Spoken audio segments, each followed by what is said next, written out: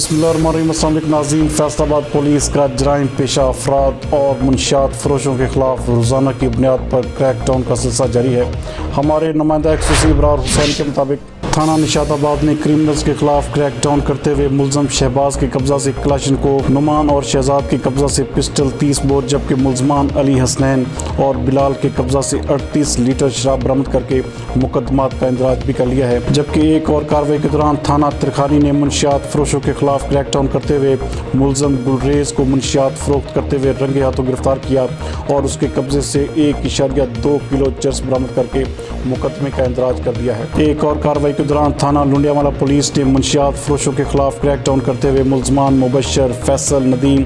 Abdul Zayed, Faisal, नज़ीर और आबिद को मुनशियात फरोख्त करते हुए और शराब कशीद करते चालू भट्टी समेत गिरफ्तार कर लिया और उनके कब्जे से चरस और 300 लीटर शराब बरामद करके अलग अलग मुकदमात का इंदराज भी कर लिया है। जबकि एक और कार्रवाई के दौरान थाना बलोचनी पुलिस ने मुनशियात फरोशों के खिलाफ कार्रवाइयाँ करते हुए मुलजम खालिद को फरोख्त के लिए शराब ले जाते हुए गिरफ्तार कर लिया, जिसके कब्जा से 500 लीटर देसी शराब बरामद करके थाना बलोचनी में मुकदमे का इंदराज भी कर दिया गया है।